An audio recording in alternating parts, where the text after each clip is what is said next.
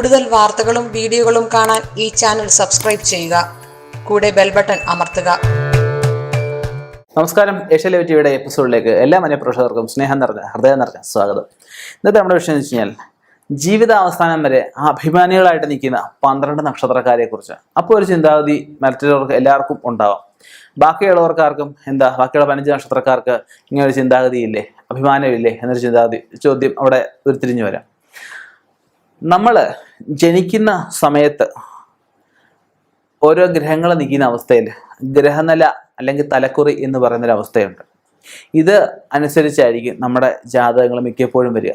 ഒരാൾ പോകത്തില്ല എന്ന് സങ്കല്പിക്കുന്ന ഒരു വഴിയെ, അല്ലെങ്കിൽ ഞാൻ ചെയ്യത്തില്ല എന്ന് വിചാരിക്കുന്ന കാര്യം ഇപ്പോഴല്ലെങ്കിൽ പിന്നീടായാലും അവർ ചെയ്യേണ്ട ഒരു അവസ്ഥയിലേക്ക് വരാം. ഇന്ന് ഇഷ്ടപ്പെടാത്തൊരു വാഹനമായാൽ ഭാവിയിൽ ഏതെങ്കിലും കാരണത്താൽ ആരുടെയെങ്കിലും പ്രേരണ കൊണ്ടായിരിക്കാം, അല്ലെങ്കിൽ അതിൻ്റെ അടുത്തൊരു വർഷം ഇഷ്ടപ്പെട്ടതുകൊണ്ടായിരിക്കാം അവരത് വാങ്ങിക്കേണ്ട അവസ്ഥയിലേക്ക് വരും. അപ്പം ഉദാഹരണം പറഞ്ഞാണ് കേട്ടോ. അപ്പം നമ്മൾ എന്നും അഭിമാനികളായിട്ട് നിൽക്കുന്ന 12 നക്ഷത്രക്കാരെ കുറിച്ച് നമ്മൾ വരുന്നത്.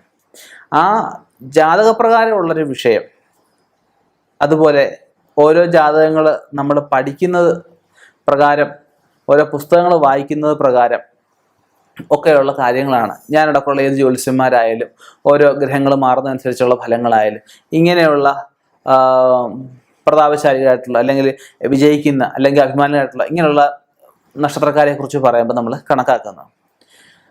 നമ്മൾ ഒരു വ്യക്തിയുടെ പൂർണ്ണമായിട്ടും നോക്കണമെങ്കിൽ അത് ജാതകം പരിശോധിച്ചെങ്കിൽ മാത്രമേ പറ്റുള്ളൂ.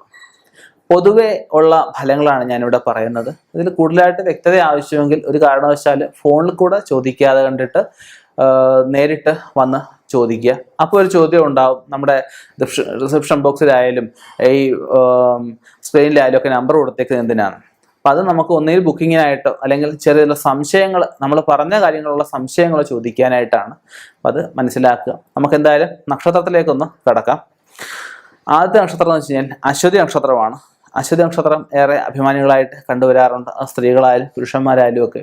അതുപോലെ രണ്ടാമത് ഭരണി നക്ഷത്രമാണ്. ഭരണി നക്ഷത്രമായാലും ദീർഘായുസ് ഉള്ള നക്ഷത്രങ്ങൾ ഒരുപാട് നക്ഷത്രമുണ്ട്. അതിൽ പെട്ട നക്ഷത്രം തന്നെയാണ് ഭരണി നക്ഷത്രം എന്ന് വെച്ച് കഴിഞ്ഞാൽ ഇവർ പറഞ്ഞ പോലെ മരിക്കുന്നവരെ ആയാലും അഭിമാനം കൈവിടാത്തൊരു ഇതായിരിക്കും. ഇവർക്ക് ദുരഭിമാനം എന്ന് പറഞ്ഞ അവസ്ഥ ഇവർക്ക് കണ്ടുവരാറില്ല. അതുപോലെ രോഹിണി നക്ഷത്രം. രോഹിണി നക്ഷത്രം ഭഗവാന്റെ നാളാണ്. ഭഗവാനായാലും അഭിമാനം, ഭഗവാൻ കൃഷ്ണന്റെ നാളാണ് രോഹിണി. രോഹിണി ഭഗവാൻ എന്നും അഭിമാനിയായിട്ട് തന്നെയാണ് നമ്മൾ പുരാണങ്ങളിൽ പറയുന്നത്. അതുപോലെ രോഹിണി നക്ഷത്രക്കാരായിട്ടുള്ള മിക്കവരിലും ഈ ഒരു അഭിമാന സ്വഭാവം കണ്ടുവരാറുണ്ട്. അടുത്ത തിരുവാതിര നക്ഷത്രമാണ്. തിരുവാതിര നക്ഷത്രം ഞാൻ പറയാനറിയാം മഹാദേവന്റെ നാളാണ്. തിരുവാതിര നക്ഷത്രക്കാർക്കും ഇങ്ങനെയുള്ള സ്വഭാവം ഇവർക്ക് ഉണ്ടായിരിക്കും. അടുത്തത് ആയില്യ നക്ഷത്രം. ആയില്യ നക്ഷത്രം ഞാൻ പറയാനേ അറിയാം സർപ്പനക്ഷത്രമാണ്. സർപ്പനക്ഷത്രം പോലെ തന്നെ നമുക്ക് പെട്ടെന്ന് കോപിഷ്ഠരാകുന്ന നക്ഷത്രക്കാരായിട്ടും ആയില്യ നക്ഷത്രക്കാരെ പറയാറുണ്ട്. ഇവർക്ക് ഈ പറഞ്ഞതുപോലെ തന്നെ അഭിമാന സ്വഭാവം കൂടുതലായിട്ട് കണ്ടുവരാറുണ്ട്. അടുത്തത് പൂരം. പൂരം പിറന്ന പുരുഷൻ എന്നൊക്കെ പറയും, പൂരം പൊടി പൂരം എന്നൊക്കെ പറയും അല്ലേ. ആ പൂര നക്ഷത്രക്കാരിൽ സ്ത്രീകളിലായാലും പുരുഷന്മാരായാലും ഒക്കെ അഭിമാനം ഇവർ കണ്ടുവരാറുണ്ട്.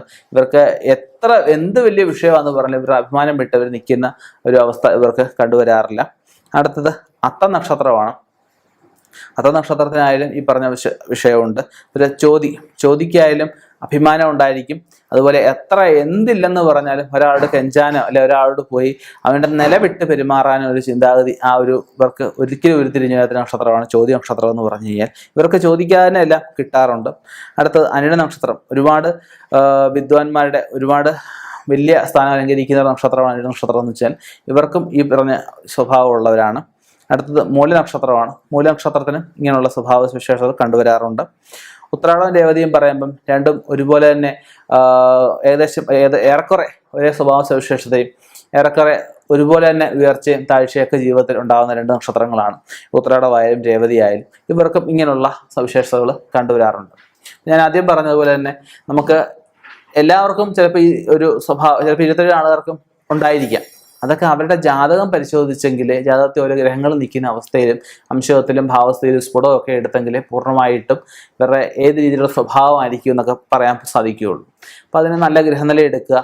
അതുപോലെ തന്നെ നമുക്ക് ജാതകം, സമ്പൂർണ്ണ ജാതകം എഴുതുമ്പോഴായാലും സ്വഭാവ സവിശേഷതകൾ ഇവർക്ക് എഴുതാറുണ്ട്. പഞ്ചാംഗ ഫലം, തിഥി ഫലങ്ങൾ ഒക്കെ അങ്ങനെയുള്ളതൊക്കെ എഴുതുമ്പോൾ അത് സ്വഭാവം എഴുതും. പ്രധാനമായിട്ട് ഇന്ന ആഴ്ച ജനിച്ചു കഴിഞ്ഞാൽ ഇന്ന സ്വഭാവമായിരിക്കും, ഇന്ന തിഥി ജനിച്ച് ഇന്ന സ്വഭാവമായിരിക്കും, ഇന്ന ലഗ്നത്തിൽ ജനിച്ച് ഇന്ന സ്വഭാവത്തോടു കൂടിയതായിരിക്കും, ഇന്ന ശൈലപ്രകൃതി കൂടിയതായിരിക്കും, ഇന്ന അംഗലക്ഷണങ്ങളോട് കൂടിയതായിരിക്കും. അത് പറയുന്നത് കറക്റ്റ് ആയിരിക്കും. നമുക്ക് പൊതു സ്വഭാവങ്ങൾ എടുക്കുമ്പോൾ ഉദാഹരണം പറയുക, പൂരനക്ഷത്രം പറയുമ്പോൾ ചിങ്ങക്കൂറ, സിംഹം എന്തുവാ എപ്പോഴും തടിച്ചു നിൽക്കുന്ന അവസ്ഥയാണ്. പക്ഷെ ഇവരുടെ ജാതകം നോക്കുമ്പോഴത്തേക്കും ആ ശരീരഭാഗം നമ്മൾ എടുക്കുമ്പോൾ അതിന് ശരീരകലകൾക്ക് കുറവൊക്കെ ആണെങ്കിൽ ചിലപ്പം പൂരനക്ഷത്രം വണ്ണം കുറവായിരിക്കും ഇവർക്ക് ജാതകത്തിൽ. പക്ഷേ അപ്പോൾ അവർ കണക്ക് കൂട്ടി ഇവർ ശരീരം വണ്ണമുള്ളവരാണോ, അല്ലെങ്കിൽ ഇവർ മെലിഞ്ഞ സ്വഭാവക്കാരാണോ, അല്ലെങ്കിൽ മെലിഞ്ഞ ശരീരപ്രകൃതി കൂടിയാണോ ഒക്കെ പറയാൻ സാധിക്കുകയുള്ളൂ. അപ്പം പൊതുഫലങ്ങൾ 100% ഒരു കൃത്യത ആവശ്യമെങ്കിൽ തീർച്ചയായിട്ടും ഞാൻ ആദ്യം പറഞ്ഞ പോലെ തന്നെ ഒരു ജ്യോതിഷനെ സമീപിക്കുക. ഇനിയും ഇതുപോലെയുള്ള വ്യത്യസ്തമായ വിഷയങ്ങളുമായിട്ട് കണ്ടുമുട്ടാം. നിർത്തുന്നു. നന്ദി, നമസ്കാരം.